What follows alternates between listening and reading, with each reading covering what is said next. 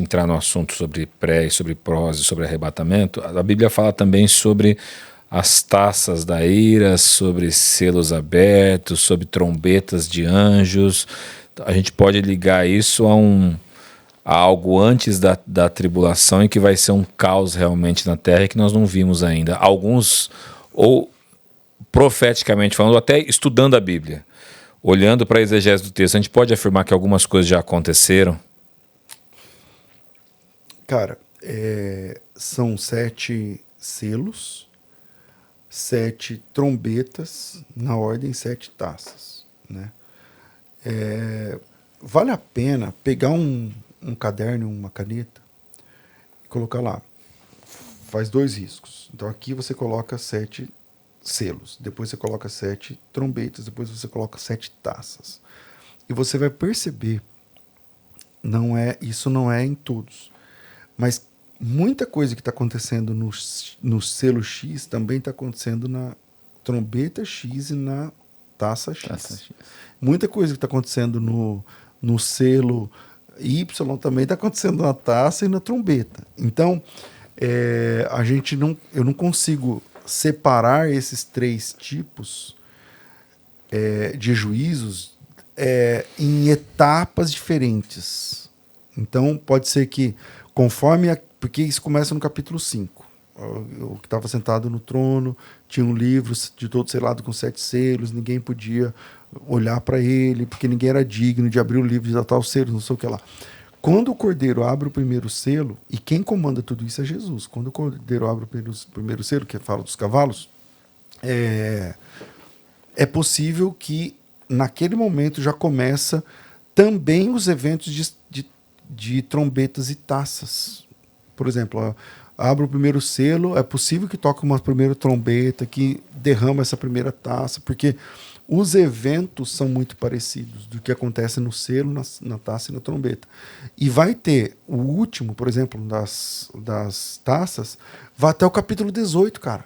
Então, isso vai do capítulo 6, do 5, essa visão. O primeiro selo é aberto no capítulo 6 e vai terminar com as taças no capítulo 18. Que aí já tem até aquilo que a gente falou do capítulo 17 da mulher montada na besta e tal.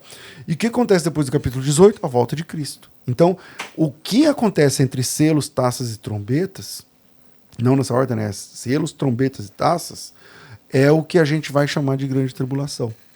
E assim como aconteceu o evento das 10 pragas no Egito, estando os judeus lá dentro, é possível que aconteça esses eventos estando a igreja aqui na Terra, sendo protegida por Deus, mas vivenciando, vendo, acompanhando isso que está acontecendo.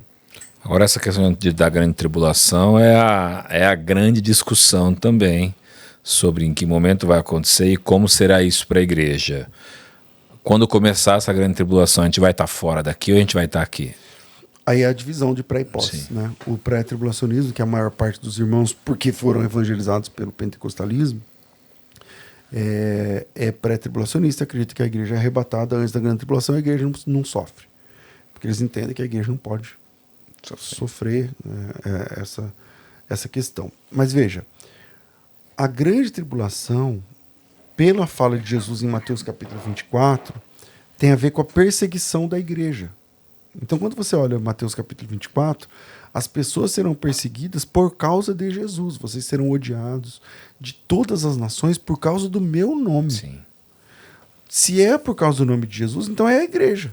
Porque os irmãos que entendem que a igreja foi embora, tá, então quem vai ser perseguido? Os judeus. Mas são perseguidos pelo nome de Jesus. Um povo minúsculo ainda. Não, e o judeu não está nem né? aí pro nome de Jesus. O judeu, ele nem crê em Jesus. Não, pelo contrário, Messias. né? Pelo contrário. Então, mas o anticristo vai perseguir quem?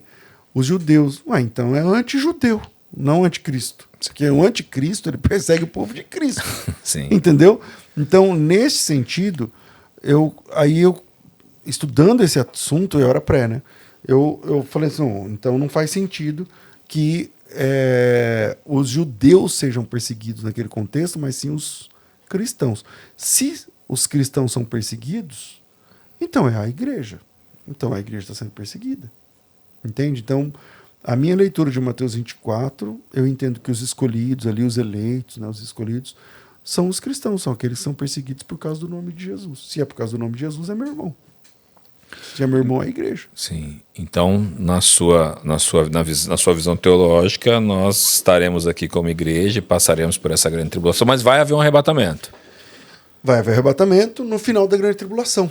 Porque essa é a leitura básica da carta que Paulo escreve aos Tessalonicenses. Então, quando você lê a carta aos Tessalonicenses, por exemplo, a gente tem lá um arrebatamento na primeira carta. Mas veja o que diz a segunda. A segunda carta de Paulo aos Tessalonicenses, o pessoal fala assim, porque lá no capítulo 2, tudo bem, Paulo, quando escreveu a carta, não tinha capítulo. Se você chegar lá no céu e falar assim, lá em Tessalonicenses 4, ele fala, o que é 4? Não sei. Eu sei o que eu escrevi, bicho, mas eu não...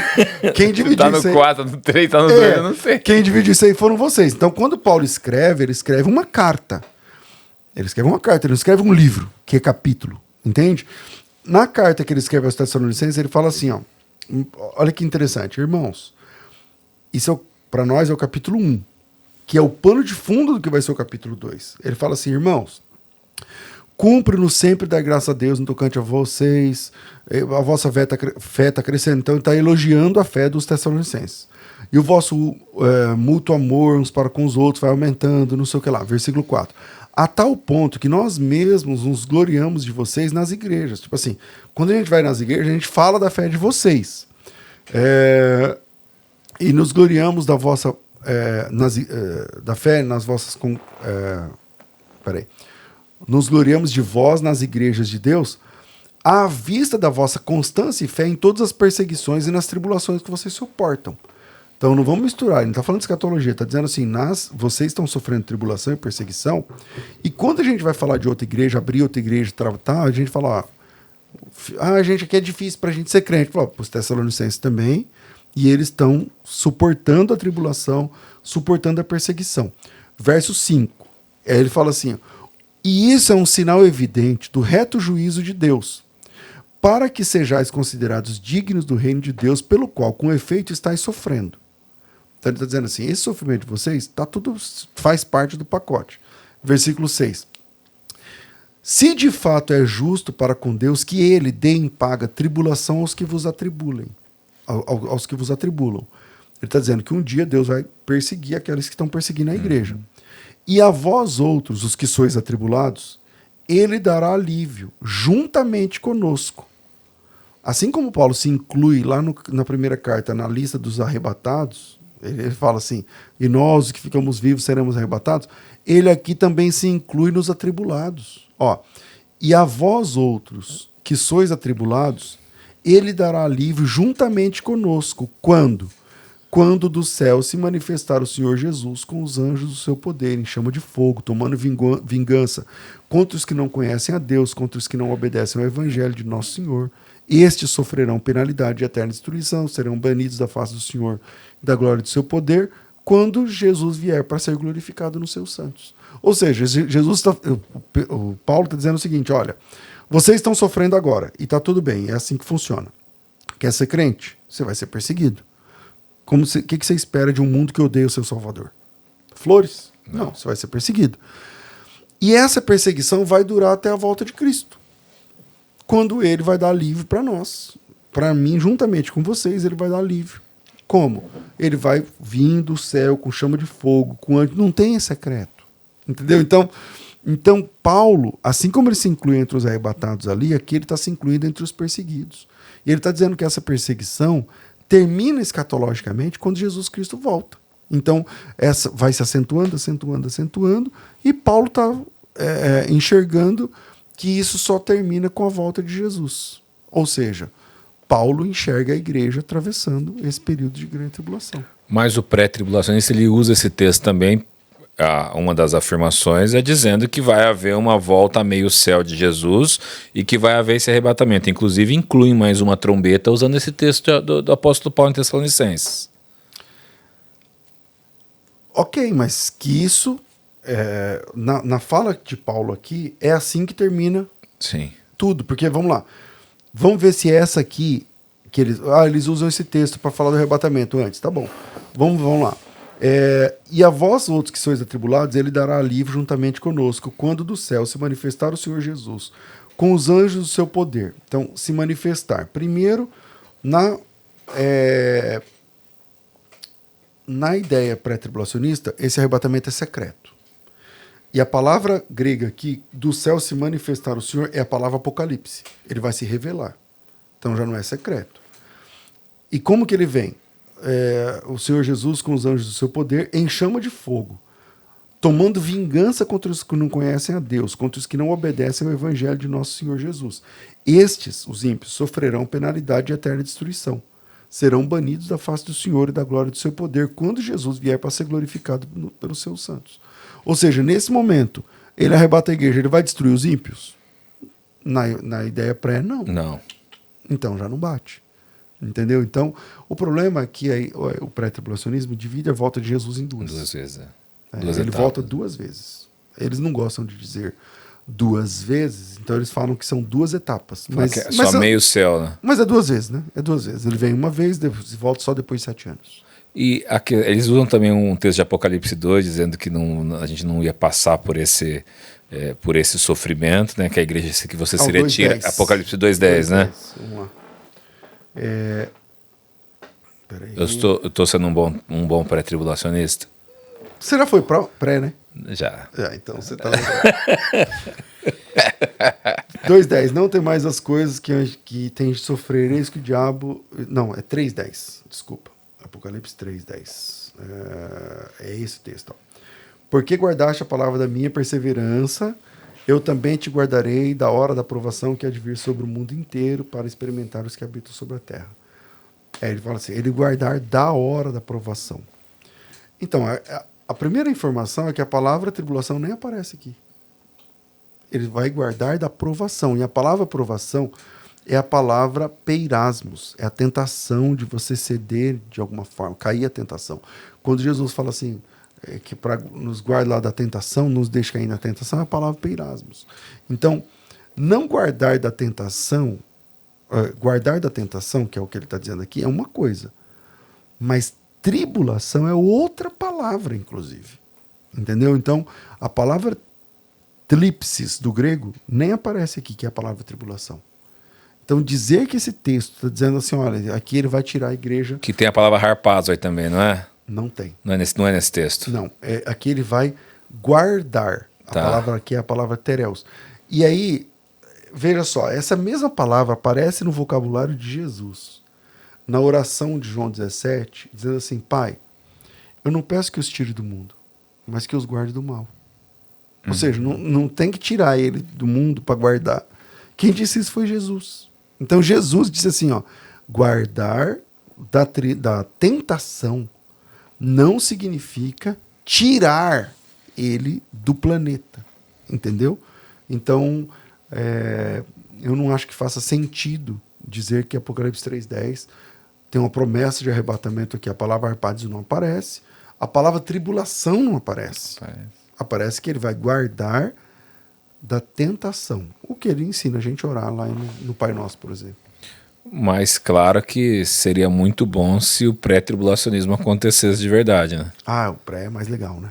Poxa, queria ser pré. Porque tira todo mundo, a gente crê no pós, mas se vier o pré, a gente vai ficar mais feliz. Com certeza, eu prefiro ser pré.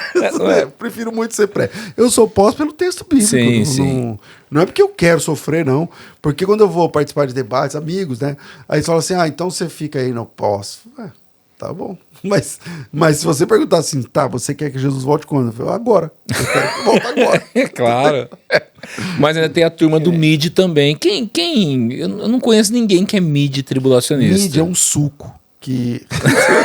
Eu lembro. Tem ainda, não tem? Deve ter. Brincadeiras à parte, né? O MID tribulacionismo, ou meso-tribulacionismo, tem alguns irmãos, cara. Por exemplo, o Heber Cocarelli, que apresenta o Vejam Só, é meso, o MID. Ele acredita que Jesus volta no meio da grande tribulação. E eu fui participar esses tempos de um bate-papo escatológico lá no Inteligência Limitada. Tá. Eu era pós, tinha um pré e um mid. Aí eu fiquei perguntando também, né? Que é difícil você ver mídia. Qual que é a ideia? Existe uma cadência de 3 anos e meio no período da tribulação. E ela é representada lá em Daniel, né? Um tempo, 2 tempos e metade de um tempo. Então pode ser uma representatividade de 3 anos. 42 meses é 3 anos. Lá no Novo Testamento, você tem no Apocalipse 1260 dias. É 3 anos e meio. Então, há essa ideia de 3 anos e meio. E como na cabeça do pessoal tem uma ideia de que tem que durar 7 anos, então se é 3 anos e meio, então é na metade. Então, talvez seja por isso que tem essa turma aí que acredita no MES ou MID. Na grande tribulação, pastor, as pessoas dizem que vai ser um tempo de paz e depois 3 anos e meio de negócio ficar Estreito punk. mesmo. Então o MID ele acredita que 3 anos e meio tá tudo beleza aqui, paz, tranquilo, vamos embora. Tipo, eu curti o tempo bom, em paz, e agora eu vazo. Exatamente. Não sofrendo também, entendeu? Também. Eu acho que é melhor que o pré-tribulacionismo. Então, vou curtir a melhor fase do mundo. É verdade, eu Não é? nisso, Curtir a melhor fase do mundo, o mundo Tá em tudo paz. tranquilo, em paz. Ninguém rouba mais, ninguém mata mais. Um líder só, Uma moeda só. Quando a coisa vai ficar ruim, leva.